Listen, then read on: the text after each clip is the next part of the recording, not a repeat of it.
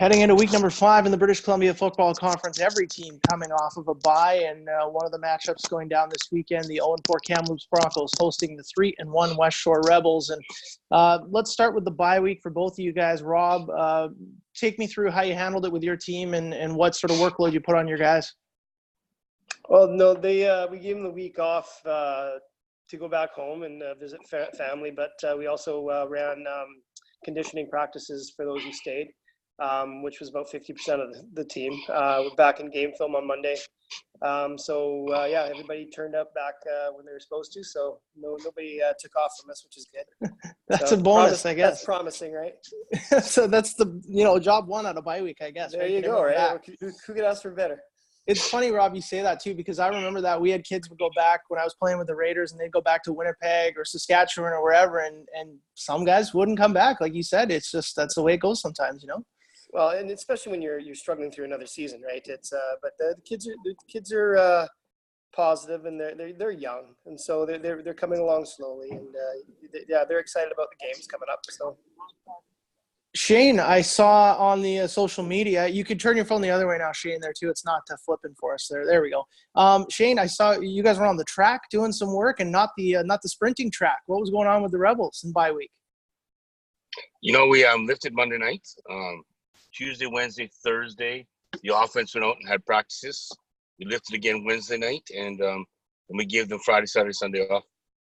Lifted again last night and ran, and tonight we're at it. And so we really didn't get much of a week off. I gave the defense the week off, to be honest with you, besides lifting, but the offense is gone every night. So, and there was some go-karting going on too, did I see? Oh, heck yeah. No longer number one. You lost. I got my butt whooped. Really? Wow. JC's pretty good. They tagged up on me. I must have got round about 19 times. Yeah, my kids pulled what the BCFC's doing. They all tagged up on me. Shane, I mean, let's talk about that week 4 matchup against the Rams. The final score, 10-point spread, but that first quarter they got up on you guys fast. Give me the breakdown and the assessment of your club's performance there in that game. Oh, we played like crap. We coached like crap. They out-coached us. They outplayed us. We come out, give up 7 on defense. We fumbled the ball in the KOR. We turn around, we get a punt block. We're down 21-0 right off the get-go. I think our kids showed great resolve coming back and never gave up. I love that part of it. And we played physical. Once we adjusted to it, we were all right. We lost 5 starters within the first 3 series. And I was like, holy crap, here we go. But no excuses how he out-coached us, and they outplayed us. And we won't make that mistake again. Rob, for your club, I know the result wasn't there, but the process seemed improved for sure. And 35 points, almost 500 yards, 500 yards of offense, your best offensive outing of the season. Break down what you saw from your group against the Huskers in week 4. Well, just, we're making the same mistakes we've made in other games, and we're letting teams get up on us right away. And we had to fight back too. And just like Shane said, our team showed resolve too, coming back from that deficit in the first quarter. And there's, again, I use this every year, every interview, that they're so young. We average 19 years old across. So having Nick make some good reads in the second and third quarter really helped us. Special teams hurt us again in later on in the game. The snap over the head and stuff like that. But we fixed some offensive things. Our defense now needs some tweaking. We had some serious injuries and that another reason why the bye week was helpful for healing. We had a lot of injuries going into that game. So, we seem to be there, and we're able to give teams a challenge. It's just, finishing and believing that we can do stuff. And going into this game, I mean, we're playing a really top-notch defense. So it's going to be interesting to see how our kids perform.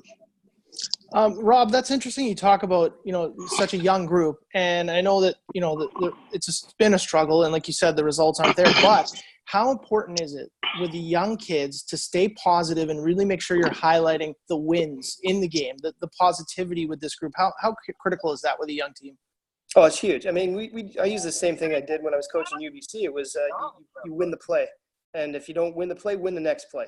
And so the kids look, I say, have a short-term memory and win the next play. And so they've been really good at that. They're really positive. They're excited for every game that comes up because they know they're close, right? And so, I mean, every game is going to be tough, and every game is tough. So, but they're positive and they're ready to fight. So it's good. Shane, break down for me Rob Ellis and the Kamloops Broncos. What do you see there? Love the quarterback. The kid's scrambling. He's mobile. I love what they're doing up there. They're making great gains, in my opinion. Looking at that offense, it looks like 3 years ago with Mikey Feistever. A lot of two-back, which obviously gave us problems last game. Rob, you're doing a great job. I love what Kamloops is doing. They're competitive every game, and it's sure good for the BCFC. And I'll tell you what, you're going to give some people some trouble. And, 14 can wing the ball. You got 84 and 14 as receivers. 7 and 21. I like the running back. Obviously, I love our defense, and I think we're going to get better and better every game. I think we're going to get healthy. We got Leo back finally, 100% at nose tackle, which is a beast. We haven't had him for 2 games, so we're ready to go. Rob, talk to me a bit about that West Shore defense. You've mentioned them a bit. Where do you see their strengths and what they bring? Well, they when they're all healthy, they have no weakness. So, I mean, for us, it's just to be disciplined and, that 30 front showing blitz, we never know where they're coming from. So we have to be patient, and our offensive line, which has been our strength this year, has got to play smart. Mm-hmm. We're not a deep ball kind of team, although we had some luck with that last, in this game, we have to be patient and just take what they give us. And it's not going to be much, but if we're patient and we just do ball control to help keep their offense off the field, there's a possibility. It's a long shot, but you know what? I think our kids are up for the challenge. So. Well, we're not taking anybody lightly. I'll tell you that right now. You guys are doing a hell of a job there, Coach, and it's sure good for the league, and it's sure good compared to what everybody thought was going to happen up there right now. Great job. Appreciate that, Shane. Thank you so much. Gentlemen, I think we'll leave it on that note. Some cordial chat between you two. It'll be a different tone. I'm excited to be coming home. I'm excited to come home, man. Can't wait buy to you a beer. Yes, sir. There we go. I'll keep you to that, book. All Rob, right, guys. Take care. Rob, the principal, is going to survive the first week of school, back to school, and Shane's going to survive that road trip, and you guys can enjoy a celebratory one after. Thanks, guys. Thanks so much. Hey, thank you, man. Take care. Yeah, you too. See you, Shane. Thanks, Tom.